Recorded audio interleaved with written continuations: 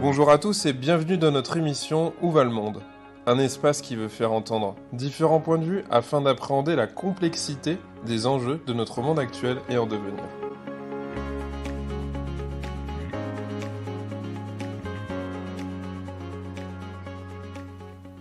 Nathalie Simor, bonjour. Bonjour. Donc aujourd'hui, pour Où va le monde, on fait un enregistrement en province, à Toulouse, dans la Ville Rose, et on va parler psychologie et sport. On va essayer de défricher un peu certains concepts. Est-ce que c'est du soin? Est-ce que c'est l'optimisation? Est-ce qu'il y a des grandes différences entre accompagner, coacher, être psychologue ou pas psychologue? On va élaguer un peu tout ça, et pour commencer, je vais te laisser te présenter à nos auditeurs. Donc, bonjour, je m'appelle Nathalie Simor, j'ai 48 ans, je suis psychologue clinicienne et psychothérapeute. Ça fait à peu près 23 ans maintenant que j'exerce en libéral et j'ai partagé pendant 20 ans mon temps entre la fac des sports où j'étais chargée d'enseignement en STAPS et une partie en libéral et que je diffracte aussi autour de missions dans des clubs sportifs. Stade Toulousain rugby, mais aussi Pôle Espoir féminin de football. Donc je partage mon activité comme ça un petit peu, et l'essentiel de ma pratique, elle est aujourd'hui en libéral, où j'accompagne des adultes et des sportifs de haut niveau. Ok. Bon, alors la première question qui va paraître peut-être bête ou peut-être évidente pour certains, c'est quelle est la différence entre une préparation mentale, un coaching, un suivi psychologique, sachant que le mot coaching, c'est peut-être le mot le plus récurrent sur les réseaux sociaux professionnels et qu'à peu près la terre entière est devenue coach. Donc je me dis que c'est Ouais. une question indispensable de nous dire c'est quoi la différence sur toutes ces choses-là. Ah, bon, moi déjà pour moi, coach ça ne signifie rien. Si ça signifiait quelque chose, ça serait davantage pour désigner une fonction qu'un métier. C'est un anglicisme, ça veut dire entraîner, et donc on peut le mettre à côté de coach sportif, coach physique, coach mental. Voilà, ça désigne la fonction d'entraînement ou d'accompagnement, ça n'explique pas C'est grand-chose. très large, quoi. C'est très très large. Et dans le milieu du sport, le coach, c'est avant tout l'entraîneur, de mon point de vue. Aujourd'hui, on voit des préparateurs mentaux qui se définissent coach mental, mais je pense que c'est plutôt pour une pratique libérale que Mhm. véritablement leur pratique au sein des clubs ou des C'est vrai que c'est le mot fédérations. qu'on utilisait avant, Aimé Jacquet, c'était le coach et Voilà, c'était l'entraîneur de l'équipe. c'est souvent Mais 20-25 ans plus tard, tiré en de là. fait, c'est plus ça. Non, bon, ça a été un petit peu dévoyé peut-être ce terme-là, ça ne me parle pas en tout cas. Par contre, le terme de préparateur mental, alors c'est pas mon métier à moi, c'est pas ma fonction. Ce que j'en sais ou ce que je peux en dire, c'est que la préparation mentale, on peut la définir comme un moyen pour améliorer les performances individuelles et collectives.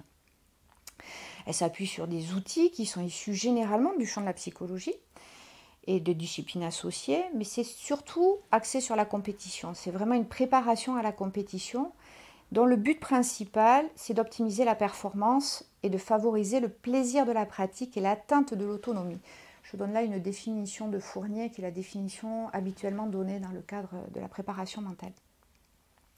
De façon générale, la prépa mentale, c'est le fait de développer des habiletés mentales dans une optique d'optimisation de la performance. Voilà, si on devait résumer. On va y retrouver, peut-être pour préciser ce que c'est, plusieurs outils, plusieurs techniques.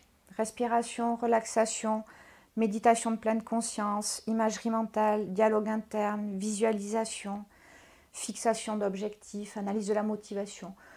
Tous ces termes-là sont généralement renvoient à la préparation mentale, à cette fonction de préparation mentale dans le cadre d'optimisation de la performance. Ça, c'est vraiment, à mon sens, ce qui caractérise ce métier-là. Donc c'est travailler tous les outils, toutes les stratégies possibles pour optimiser la performance en bout de course. Voilà. Courir plus vite, tenir plus longtemps, améliorer sa concentration, diminuer son stress, etc. quoi. Essentiellement, tout ce qui est les aspects mentaux de la performance, la régulation du stress très importante. On se rend compte aujourd'hui que deux athlètes à technique égale, avec les mêmes capacités physiques, tactiques et techniques, la différence se fera sur le mental. Voilà, c'est pourquoi il y a un engouement aussi aujourd'hui pour la préparation mentale. ce qu'il faut savoir, c'est qu'aujourd'hui, le titre de préparateur mental n'est pas un titre protégé. Et donc, un peu comme les coachs, on peut y retrouver des disparités dans les formations qui vont amener à la préparation mentale. Ça peut aller de quelques semaines jusqu'à un bac+5 en préparation mentale et accompagnement psychologique. Là, quelques universités proposent des Master 2 à l'heure actuelle vraiment spécifiques. Et les étudiants qui sortent de ces formations peuvent être issus soit de la filière sport STAPS, soit de la filière psychologie. Et on voit de plus en plus de psychologues qui se forment à la préparation mentale, et ce sont souvent aussi des docteurs en psychologie du sport qui forment à la préparation mentale. C'est là que ça devient un peu plus compliqué de s'y retrouver. Parce que nous, on peut quand même plus ou moins se comprendre, mais le grand public, voilà. Ce qui peut faire la différence entre tel sportif, il a un suivi psychologique, ou il est dans une préparation mentale, ou il a un coaching, là. Je crois que c'est peut-être pas là que va se porter le sujet sur qui fait quoi, mais c'est qu'est-ce qu'on fait, les places qu'on occupe. Puisque c'est plus une question de place que de fonction. Un psychologue peut être préparateur mental et faire de la préparation mentale, de la psychologie. Je vais venir sur la place du psychologue, hein. J'imagine qu'on va en parler. Bah ouais, on va aller vers ça, parce que ça. finalement, on peut se demander si finalement on peut tout faire. Est-ce que les choses sont compartimentées? Est-ce que finalement c'est de la thérapie de sportif? Ouais. Enfin, tout ça, je pense que le grand public, ça ne retrouve pas du tout. Et je pense que même s'il y a des sportifs qui nous écoutent, vers où ils iraient, quoi, de quoi ils ont besoin. C'est quelque chose que j'entends souvent de la part de sportifs ou de joueurs qui me disent « Mais c'est quoi la différence entre toi et le préparateur mental? Qu'est-ce qui fait qu'on va te voir toi ou qu'on vient voir le préparateur mental ?» Et puis les psychologues, ça reste pour les fous dans la croyance populaire, donc on peut peut-être se battre parfois pour ne pas aller voir de psychologue, mais pour vraiment qu'on ne touche pas à nous, mais à notre performance. Je peux imaginer ça. Oui. Tout à fait. Ça peut se produire. On voit encore des résistances. Maintenant, chez les plus jeunes athlètes, c'est de moins en moins vrai. Pourquoi? Parce que dans leur parcours de formation sportive, on va intégrer l'évaluation psychologique, qui est encore autre chose. L'évaluation psychologique du joueur, qui est une espèce de passage obligé pour les sportifs, que ce soit par les clubs ou par les fédés, les pôles espoirs, où ils vont rencontrer un psychologue pour faire le point, un peu le bilan, une espèce d'état des lieux général qui va dire est-ce que les feux sont ouverts sur les aspects psychologiques du joueur pour qu'il intègre le haut niveau, qu'il passe les caps successifs qui lui permettront d'entrer dans le sport professionnel ou le sport de très haut niveau. Donc ils commencent à être familiers avec le psychologue, ils en ont une autre représentation, ils ont beaucoup moins de difficultés. C'est moins dangereux, quoi. Oui, voilà. Les jeunes générations font facilement appel au psychologue. Par contre, c'est vrai que la différence entre le psychologue et le préparateur mental, elle ne tombe pas sous le sens. De mon point de vue, pour comprendre le rôle du psychologue, je crois que c'est important de comprendre quand même ce qui est spécifique au milieu du sport.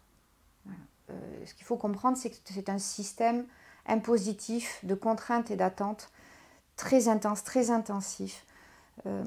Une pression s'exerce en permanence sur l'être sportif, et ce depuis souvent sa plus tendre enfance.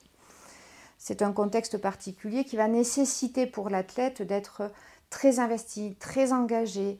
Ça va demander des sacrifices sur le plan social déjà, en termes de possibilité d'avoir une vie normale. Il y a quand même un sacrifice au niveau des socialisations. Il va y avoir aussi l'exigence physique, technique, tactique. Voilà. Donc c'est un milieu qui quand même va promouvoir le dépassement de soi. Bon, toujours plus loin, toujours plus vite, toujours plus haut, c'est un peu la devise dans le sport de haut niveau. Par définition, on ne peut pas être normal, quoi. On est bien là pour à chaque fois dépasser la norme, donc avec tout ce qui va avec, quoi. C'est ça que tu es en train d'expliquer, quoi. Oui. Alors, et ça, j'insiste souvent là-dessus. Pendant que les copains sortent le week-end, on est à l'entraînement, donc en fait, on est très fiers, mais au bout d'un an, 2 ans, 3 ans, quand on n'a pas pu faire une sortie, ça devient compliqué tout ça. Ça peut l'être comme ça peut ne pas l'être. En tout cas, cette pression, cette question-là, elle va s'exercer sur eux au quotidien.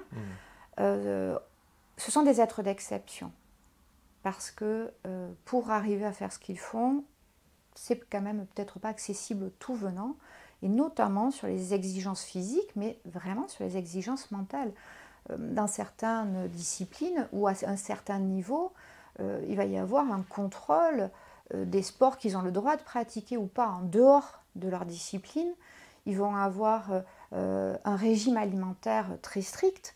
Donc ce sont tous les différents points de leur vie qui vont être impactés finalement, Ouais. et ce au moment de leur construction identitaire. Ça commence très très tôt. Ça me fait penser au monde du mannequinat, qui est à peu près, c'est les mêmes choses qui me reviennent à l'esprit, où en fait, il y a des gamines ou des gamins de 14, 15, 16, 17, 18 ans qui voient pas leurs potes, qui ont un régime alimentaire particulier, qui voient pas leur famille depuis des mois, qui sont à l'autre bout du monde. Et donc ça vient impacter une trajectoire, parce que c'est au moment où on grandit, on n'a pas 30, 35, 40, 50 balais, on a 15 ans, 16 ans, 20 ans, on découvre son corps, on découvre les autres, et on est dans une trajectoire particulière. Très, très, très singulière cette trajectoire-là, sachant que dans certains types de disciplines sportives, on va enlever l'enfant de son milieu, de son environnement familial, amical et scolaire pour l'amener dans des centres de formation. Certains viennent de très loin, ils sont recrutés dans d'autres pays et donc vont arriver, ils sont dans des familles d'accueil dès l'âge de 14 ans par Ouais, exemple. puis le terme enlever famille d'accueil, ça fait protection de l'enfance, mais oui, il y a quelque chose comme ça, Oui. où en fait on vient rempoter la Mm. plante ailleurs, Mm. en travaillant le contexte, quoi. Ouais, c'est pas sans conséquence, ça, j'imagine. Ah non, ah non, les conséquences, elles vont être importantes. On en parlera peut-être tout à l'heure, à un moment donné, sur justement peut-être la question de quand tout ça s'arrête, qu'est-ce qui se passe, parce que ça s'est construit très tôt dans leur histoire. L'autre chose qu'il faut aussi voir par rapport à ce contexte-là, c'est la notion de double contrainte ou de triple contrainte. Pourquoi? Parce qu'on pense que le sport est au cœur de leur pratique et de leur vie, ce qui est vrai en soi. Mais dans certaines disciplines sportives, parce qu'elles ne sont pas professionnalisantes, il va leur falloir également continuer leur parcours scolaire. Mm. Et donc il y a un double cursus. Donc vous avez des athlètes de très haut niveau dans des disciplines comme le canoë-kayak, l'athlétisme, la danse, la gym, l'aérobic, la natation, en fonction de là où on est en natation. Parfois dans le rugby, mais aujourd'hui le rugby se professionnalisant, la place de la scolarité est de moins en moins importante, mais il y a quand même jusqu'au bac cette double contrainte. Et pour les disciplines que j'ai citées précédemment, on voit des étudiants avec des parcours d'excellence à la fois dans le parcours sportif, mais aussi dans le parcours scolaire. On a des étudiants qui sont à l'INSA, par exemple, ou en école d'ingénieurs, et qui doivent continuer à mener cela de front. Alors j'ai pas bien compris, c'est parce que finalement, financièrement, par exemple, ça va pas permettre de gagner la croûte, c'est ça? Et oui, ils n'en vivront Parce pas. que ça me fait penser à, je crois qu'il y avait un lutteur il y a 2-3 JO en arrière qui était de la RATP, contrôleur Bien RATP, sûr. et qui était champion de lutte, et ça faisait bizarre pour les spectateurs de se dire, ah, il continue à bosser. Puis il expliquait qu'évidemment, il n'allait pas rouler avec une voiture de sport parce qu'il gagnait des combats de lutte, quoi, et que c'était pas le football, ni le rugby, ni je sais pas quoi. Bien, On l'oublie ça, en fait, je crois. on peut vite oublier parce que la vitrine sportive, elle est porteuse de rêves, elle est porteuse de spectacles. On peut avoir une médaille d'or au JO, mais ne pas Exactement. vivre dans un loft de 300 mètres carrés à Paris. C'est ça. Bien, alors là, ce sont les détails financiers Ouais, et quelque part politiques. Un médaillé d'or aux Jeux Olympiques aura une récompense financière qui lui permettra peut-être de s'acheter une maison un petit peu sympa dans le Lauragais. toutes les médailles d'or. Oui, il y a quand D'accord. même sur la médaille d'or Ok. olympique, il y a de quoi s'acheter peut-être une petite maison dans le Lauragais. Hmm. Aujourd'hui, je ne connais pas le prix de l'immobilier, mais en tout cas, Ok. l'athlète ne fera pas l'économie d'une activité professionnelle à côté. Donc il y a cette double contrainte qui va s'exercer. Il y a parfois une triple contrainte pour les athlètes un petit peu plus âgés, c'est la famille. Et donc viennent se poser toutes ces questions, notamment les conflits de rôle. Est-ce que je peux être un bon professionnel, un bon sportif, un bon papa, un bon époux, une bonne épouse, une bonne maman, une bonne professionnelle, tout en restant une performeuse ou un performeur à très haut niveau dans mon sport? Voilà, là on touche bien du doigt ce système d'imposition qui relève de l'impossible.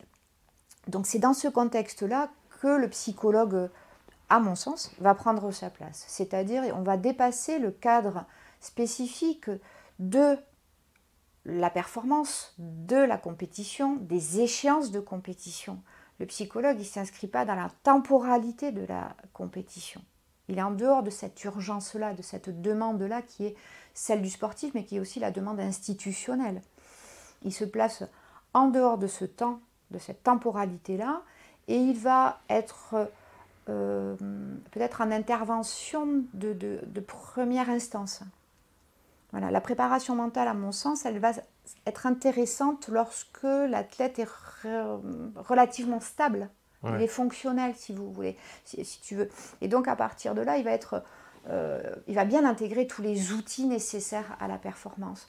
Mais on va vérifier au préalable qu'il y a un équilibre psychologique. Est-ce que de manière caricaturale, on ne pourrait pas dire que le psy il est là pour son patient ou client, on l'appellera comme on veut, et il n'est pas là pour la performance et que ce sera secondaire pour lui. Il vérifierait qu'il va bien et qu'il peut s'autoriser à être encore plus performant. Complètement. Ouais. Je crois que le désir de performance doit rester du côté de l'athlète. Oui, mais donc le psychologue... Pas celui du psychologue. Ça, je comprends, mais je me dis que le psychologue pourrait être finalement...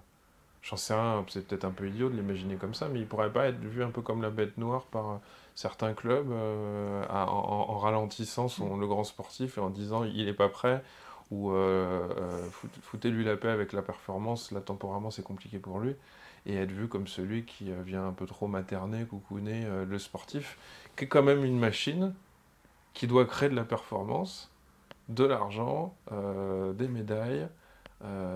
Tu vois ce que je veux dire? Oui. Là, d'un seul coup, j'imagine qu'il peut être finalement celui qui vient comment dire, empêcher les rêves qu'on projette sur le sportif, quoi. Il va s'inscrire comme l'empêcheur de tourner en rond, quelque part, complètement. Il partage cette place agréable avec le docteur. C'est-à-dire que... C'est les deux éléments de réalité, j'ai l'impression, qui peuvent rappeler que le dos va casser, ou il va pleurer, ou il va pas pouvoir se relever, ou il va être... voilà. Vous seriez deux personnes là à rappeler la réalité. Exactement, c'est tout à fait ça, parce qu'on va ramener un principe de réalité bien particulier, qui est la mortalité et les limites de cet être sportif. Donc on le ramène à son humanité, à ses limites de mortel.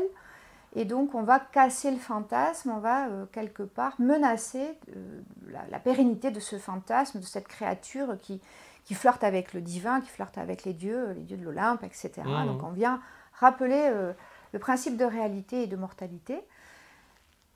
Maintenant, ce qui se passe et ce qui fait que les mentalités évoluent un petit peu par rapport à ça, c'est qu'un sportif qui ne va pas bien est un sportif qui est susceptible de se blesser, qui est susceptible de contre-performer et que ça coûte cher. C'est comme en entreprise finalement. On est en train d'accepter de plus en plus que quand quelqu'un n'en peut plus de son taf, en fait il est moins performant et que même si on s'en fiche en soi en tant que patron, ça va quand même avoir un effet sur la performance en entreprise et donc on est bien obligé de s'occuper un peu du bien-être des gens.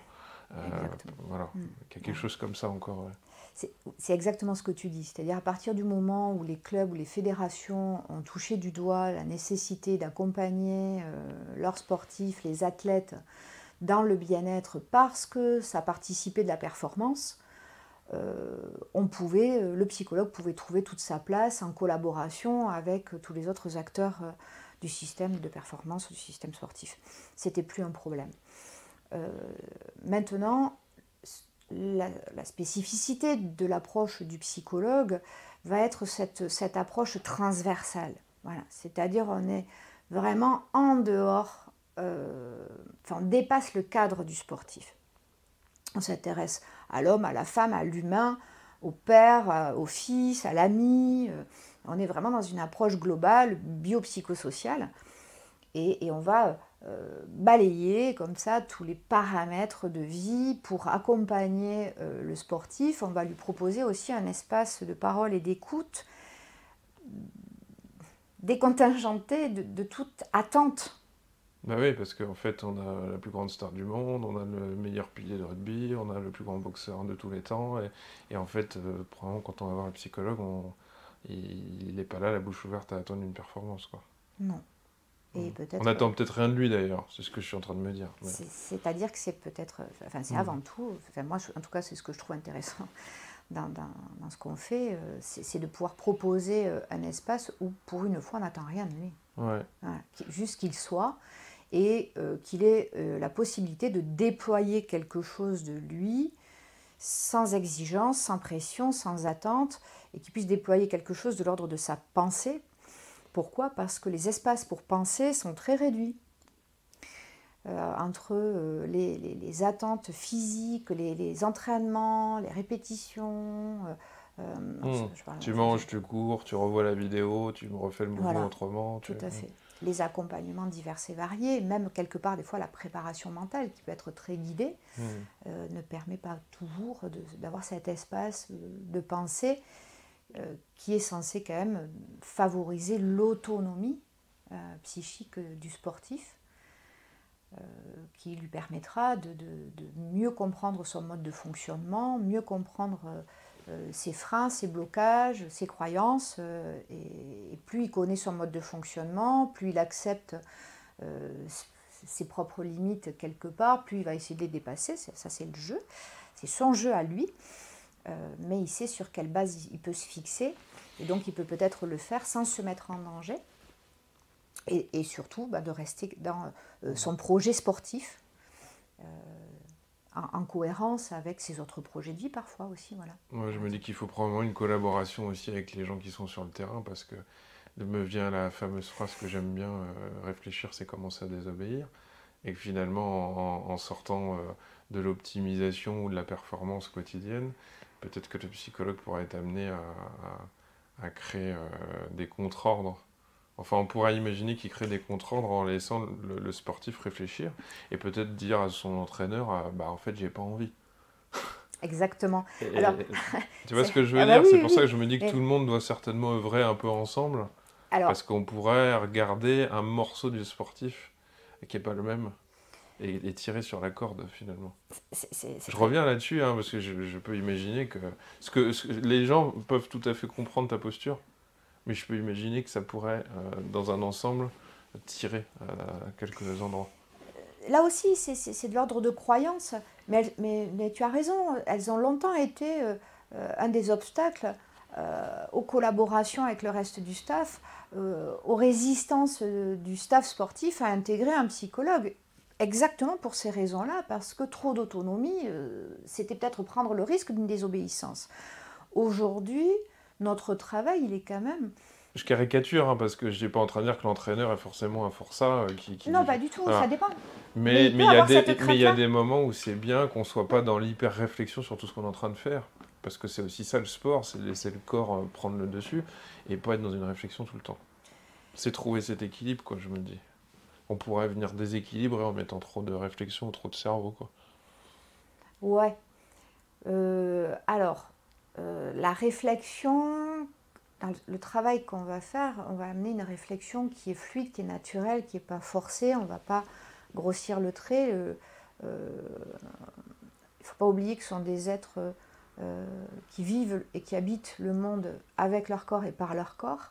Et donc les approches psychologiques ou psychothérapeutiques, si on va du côté de la thérapie, vont rester des approches émotionnelles et corporelles. Donc on n'est pas simplement dans du cognitif, dans de l'intellectuel. Ça c'est le premier point. Le deuxième point, c'est avec l'accord et la demande de l'athlète. Plus ou moins en collaboration, il y a des athlètes avec lesquels on va pouvoir collaborer avec le reste du staff. Et c'est toujours agréable parce que ça donne l'occasion au reste du staff finalement de démystifier un petit peu le rôle du psychologue, de débunker un petit peu l'idée que quelque part il va amener des idées de désobéissance à l'athlète par exemple, pour bien comprendre que tout ça est toujours autour de l'athlète et que de toute façon un athlète, on n'induit rien. Voilà. On n'induit rien le psychologue. Si l'athlète il veut plus faire du sport, s'il ne peut plus, il va l'exprimer. Soit il a la capacité de le comprendre, de s'en saisir et de l'exprimer clairement, soit il va le faire par son corps, et Mm. donc il va le faire par la contre-perf ou la blessure. Et aujourd'hui, je crois que quand même la plupart des entraîneurs et des préparateurs physiques ont bien compris ça, et donc préfèrent que ça passe par la verbalisation, c'est-à-dire l'élaboration et la Mm. verbalisation pour pas mettre le sportif en danger. Ouais. Puis il y a des coûts financiers, il vaut mieux un sportif qui dit j'en peux plus aujourd'hui, c'est plus mon projet, j'arrête, Ouais. ça coûtera moins cher qu'un sportif qui se blesse gravement. C'est très joli parce que ça renvoie à la question de la blessure comme un symptôme plus large qui fait que Exactement. parfois on n'y arrive plus. Mais encore une fois, comme en entreprise, finalement, où on va se blesser, où on va avoir un accident du travail complètement idiot, a priori, mais qui dit qu'en fait, il y en avait juste marre, quoi. Oui, on peut faire beaucoup de parallèles entre le milieu de l'entreprise et le milieu du sport, notamment autour de toutes les questions du bien-être au travail, Ouais. finalement, toutes les questions du burn-in, du burn-out vont se retrouver. Les sportifs de haut niveau sont très éligibles au burn-out, de très très bons candidats parce que ce sont de très très bons élèves, hein, et donc ils ont une capacité à être passionnés, à une capacité à persévérer, une résilience dingue. Ce sont les 3 piliers de la performance, tous secteurs confondus, que ce soit dans le milieu sportif ou dans le milieu de l'entreprise. Il y a une psychologue américaine qui a créé le concept de grit. En français, on le traduit par la niaque. C'est la combinatoire entre la passion et la persévérance. Combiné à la résilience, on a tous les facteurs, vraiment les piliers de la performance, tout domaine confondu.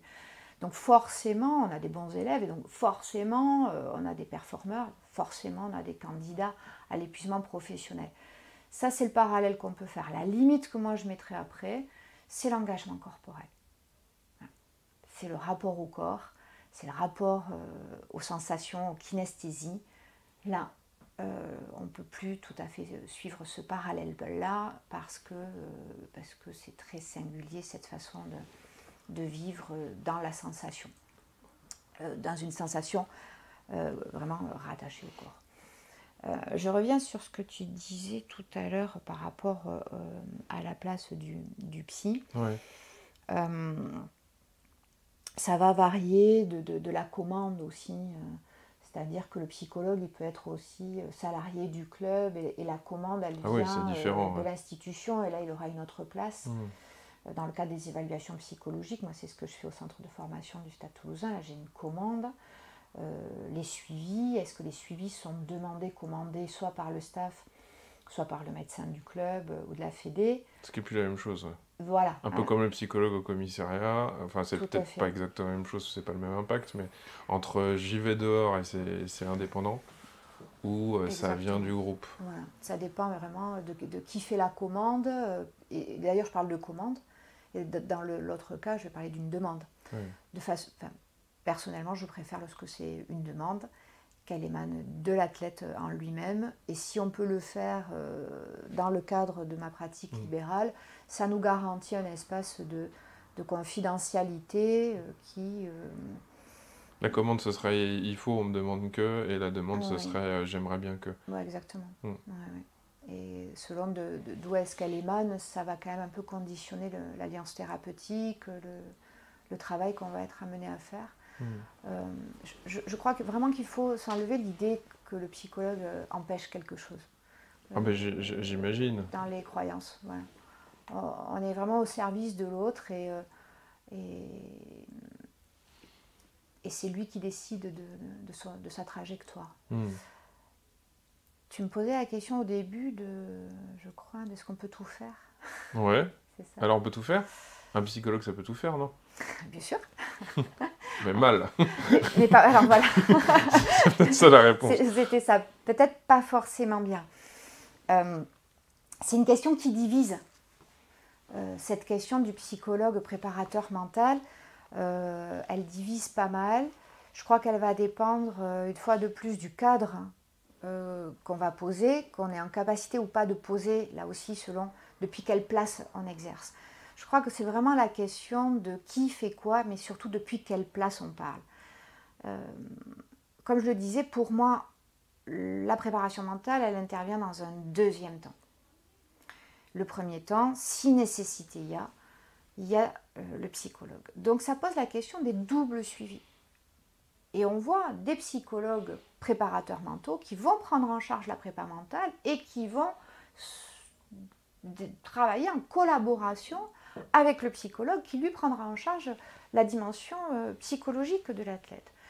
Donc ça montre bien qu'il y a quand même deux places distinctes. Je crois qu'on ne dit pas forcément la même chose non plus à son préparateur mental qu'à son psychologue.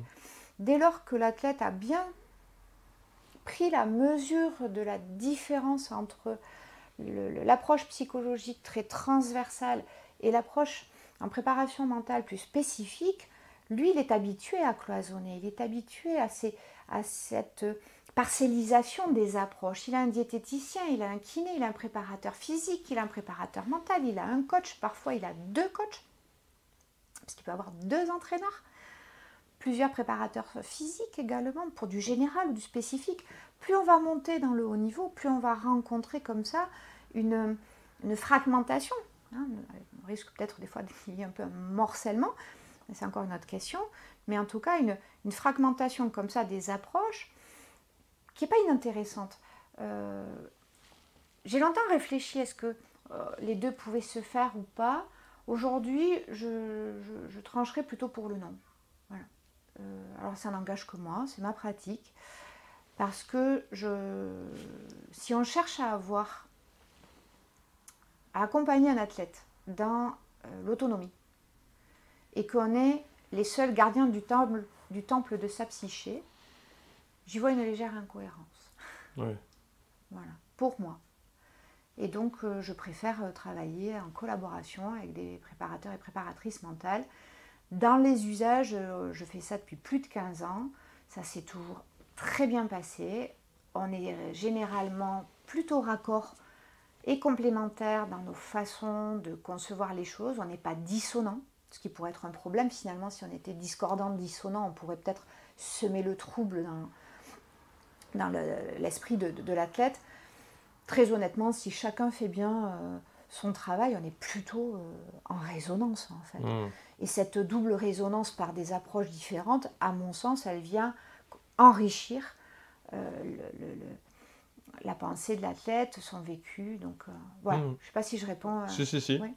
Je vais passer sur Oui. d'autres questions. Je vois que le temps file et je vais reboucler sur quelque chose qu'on avait commencé à aborder. Est-ce que finalement, suivre des managers, des décideurs en entreprise ou des sportifs, c'est finalement le même combat, je dirais? Est-ce que c'est du même ordre? Tu expliquais que il n'y avait pas cette même présence du corps, mais finalement, on serait dans un accompagnement assez proche? Je distinguerai plusieurs choses rapidement. Ouais. Plus on va travailler avec des personnes financièrement aisées et avec une forte notoriété, plus pour le psychologue, c'est porteur d'une forme de pression et qui nécessite peut-être d'avoir une bonne assurance, une bonne responsabilité civile professionnelle. D'accord. Parce que ça peut être un public qui peut être davantage à même de se retourner contre vous finalement avec des moyens financiers. Voilà, c'est quelque chose... j'ignorais ça. C'est sûr que plus on va connaître des gens connus, des stars, plus on pourrait avoir la sensation de participer à quelque chose d'immense et qui implique beaucoup d'argent et beaucoup de monde. Oui, je crois que ça peut être un peu le point de vigilance. Enfin, je ne sais pas si c'est un point de vigilance ou un point de prudence. Voilà. Bon. Du côté du psychologue, mais c'est à peu près le seul que je vois. On est autour de la question de la performance et de la haute performance, donc à partir de là, moi je fais les parallèles. C'est peut-être le rythme, c'est peut-être un petit peu plus difficile, c'est la temporalité. Il y a une injonction plus forte à aller vite chez les personnes qui aspirent à la haute performance. Il faut que...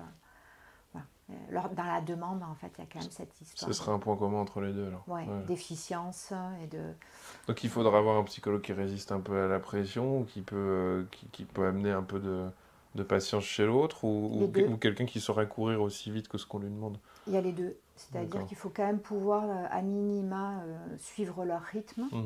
Sinon, ils y verront un signe de peut-être de mollesse ou de faiblesse ou quelque chose dans lequel ils s'ennuient. Donc, il faut quand même leur fournir beaucoup. Il faut répondre à cette demande. Le temps, c'est de l'argent ou le temps, c'est de la performance, quoi. On pourrait... Oui, il y a une rentabilité de quelque chose.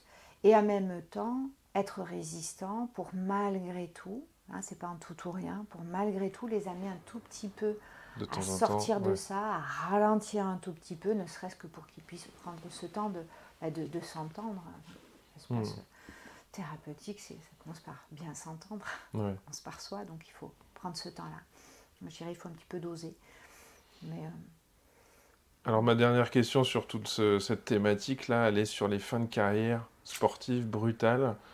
Quels sont les retentissements? C'est une question qui se pose, sachant que une fois qu'on n'est plus à la caméra, évidemment on est oublié. Parfois on retrouve les vieux sportifs qui n'ont plus de cheveux, qui vendent des trucs à la télé, des sèches-serviettes ou des paris sportifs, et qui ont l'air bien. Mais je me dis que pour beaucoup ça ne doit pas être facile, parce que le corps n'est plus forcément dans l'entraînement, les caméras ont disparu, l'intérêt des gens peut-être. On peut se revoir avec les vieilles photos d'il y a 25 ans. Je me dis que tout ça ne doit pas être si facile. J'ai l'impression, il m'a semblé, que les sportifs étaient de plus en plus accompagnés sur le plan financier. Parce qu'il y a presque un effet, tout ce que je dis est peut-être un peu à côté de la plaque, mais tu me diras, joueur de loto, c'est-à-dire j'ai gagné au loto, mais après il va falloir étaler ça sur une vie. Et puis, une fois l'excitation passée, qu'est-ce qui se passe? Donc voilà, je me demandais quels étaient les retentissements quand la carrière s'arrête, encore plus quand on finit sur une cheville cassée ou à 2 jours des JO ou d'une Coupe du Monde, on rate une marche. Qu'est-ce que tu peux nous en dire, quoi? Alors, il y aurait énormément à dire. Je vais essayer d'être synthétique oui. parce que c'est. Il y a des choses que tu as dû attraper. Voilà, je vais attraper comme ça. Je vais essayer de les restituer de façon synthétique parce que. Puis ça peut bien se passer, j'imagine aussi. Hein. Mais alors, voilà. Oui, tout à fait. Mais c'est un vrai sujet en soi. La fin de carrière, de toute façon, c'est un vrai sujet en soi. Quand bien même elle est préparée, anticipée. Ouais. Ça peut être un soulagement, comme la retraite. Hein. Tout le monde n'est pas en dépression à la retraite. Il y en a qui peuvent se dire, c'est peut-être fini et ça fait du bien. Ou pas d'ailleurs. Peut-être que tu nous diras que... Voilà. Tous les cas de figure sont possibles parce que c'est tellement lié à l'histoire du sujet, de là où il en est, de ce qu'il a accompli ou n'a pas accompli et ce qui vit en dehors. Si on part comme ça, on va faire du cas par cas parce que ça relève d'une problématique singulière. Lorsqu'on est dans quand même l'arrêt de carrière brutal, il faut comprendre plusieurs facteurs vont intervenir, notamment la cause de l'arrêt. L'arrêt sur blessure, c'est le plus fréquent, donc ça va dépendre de la gravité de la blessure. Pour certaines personnes, ça s'arrête vite, tôt, avec à la sortie une situation de handicap. Donc c'est quand même pas la même chose pour un sportif qui s'arrête sur préconisation et par prudence sur des questions corporelles ou des blessures non invalidantes que quelqu'un qui va devoir se repenser en paraplégique ou tétraplégique. On voit dans certaines disciplines sportives que ça peut se produire. Il y a dans le ski, voilà, il y a des situations dans le ski. Bon, je pourrais donner des noms, je n'ai pas très envie de rentrer là-dedans, mais les gens qui s'intéressent au sport savent de quoi je parle par rapport à ça. Donc là, la gravité de la blessure, ça va déjà avoir un impact. L'âge auquel ça va survenir, est-ce qu'on est en début de carrière, en fin de carrière? Le retentissement n'est pas le même lorsque c'est une carrière qui est brisée aux portes du très très haut niveau ou lorsque c'est une carrière qui est déjà entamée et que quelque part finalement, bon, c'est peut-être derrière soi l'essentiel de sa carrière.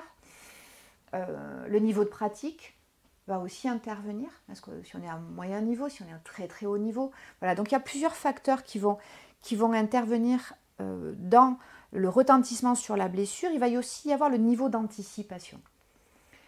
On sait que les athlètes qui ont préparé leur sortie de carrière, y compris brutale, notamment par un accompagnement psychologique par exemple, où ils ont pu penser cette question, et donc en anticipation, sur le plan pratique, on parlait des doubles projets par exemple, qui ont continué un double projet qui leur permettait d'avoir une espèce de plan B en backup s'il y a une sortie de route. Ils ont un diplôme à côté.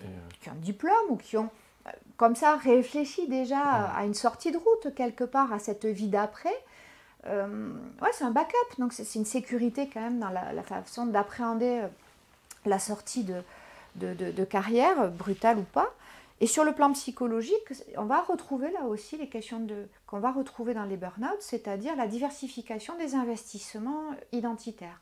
Si on n'a pas réduit son identité à l'être sportif et qu'on est une mère, un père, un ami, à partir de là, ça sera moins compliqué s'il y a d'autres identités qui peuvent être des supports, des étayages, des soutiens, que si on a mis toute sa vie, tout son investissement dans sa carrière sportive. Le retentissement, donc, il va être, tu l'as compris, vachement variable en fonction de tout un tas de facteurs. Et donc, on va assister, ça peut aller de la petite déprime jusqu'à des tentatives de suicide, jusqu'au suicide. Voilà. Et là, on va passer par le spectre aussi de l'addiction, des troubles des conduites alimentaires. On peut passer quand même par une période de crise identitaire très profonde, parce qu'il va quand même s'agir d'un remaniement du socle identitaire. Et je me dis que ça n'a pas été évident d'amener une personne à déployer ses investissements identitaires sur autre chose que son sport, parce qu'on sent qu'on va à la catastrophe. Parce que j'imagine que pour certains, c'est indispensable de mettre tous les œufs dans le même panier pour pouvoir tenir, quitte à en oublier son statut marital ou amical ou familial, et de tout donner. Mais je pense que le psychologue peut être amené à avoir un moment de panique et se dire il va falloir ouvrir ça. Parce que sinon, ça finira mal. Il y aura une fin, en fait, à cette histoire. Il y a toujours une fin à cette histoire. Les athlètes le savent. Parfois, ils peuvent fonctionner dans le déni. D'autres non. Voilà. Plusieurs cas de figure. Dans tous les cas, si on a la possibilité d'accompagner sur ce sujet très délicat, c'est toujours mieux de le faire en prévention que dans l'après-coup. La fin de carrière brutale, elle est souvent vécue comme un traumatisme. Je ne vois pas comment ça peut être autrement, parce que ça fait effraction, surtout lorsque c'est des blessures graves. Il y a quelque chose de l'ordre du trauma à prendre en charge.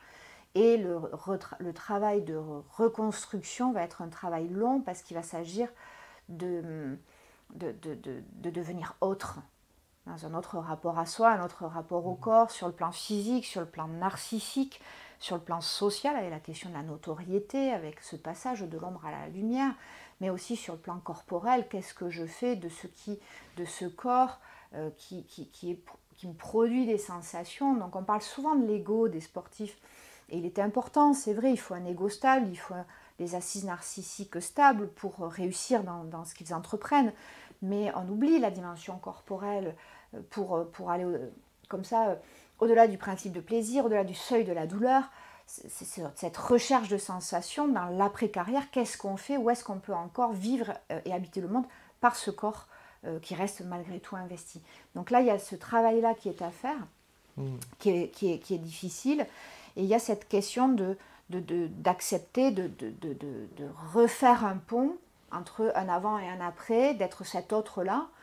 Voilà. Et puis quand on aime bien les jeux de mots, donc moi je faisais un cours à l'époque, c'était de la mise hors jeu à la remise en jeu, JE, voilà, finalement de la sortie du game à la possibilité de se retrouver une identité. Je crois que ça résumerait les retentissements de la blessure, de la sortie de carrière brutale. Ouais. Voilà, c'était ta question. Alors c'est vrai que ça m'a, depuis tout à l'heure, j'ai beaucoup fait dans ma tête, là je faisais des parallèles avec le burn-out, l'entreprise, etc. Et où finalement si je ne vois que mon travail et qu'en rentrant chez moi il n'y a plus d'intérêt, je suis encore en train de penser au travail, ça devient un facteur de risque. Donc ça m'a paru pertinent. Et puis la question du corps par contre là vient vraiment rajouter une dimension indispensable. Et j'ai trouvé ça pertinent vraiment. Je vais aller sur la dernière question de l'émission. Alors Nathalie Simard, selon toi, où va le monde alors?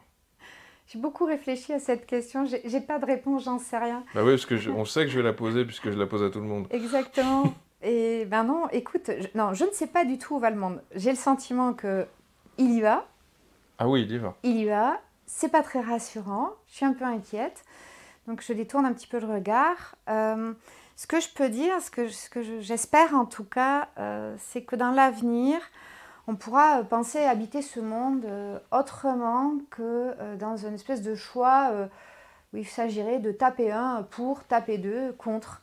Voilà, j'aimerais vraiment éviter ce genre de problématiques à l'avenir. Je trouve que la polarisation des idées, des postures qui tuent le débat, qui tuent la possibilité de se rencontrer finalement, ça c'est vraiment quelque chose qui me fait peur. Voilà. Donc j'espère que le monde n'ira pas là. Nathalie Simard, merci pour toutes tes réponses. Merci Maximilien.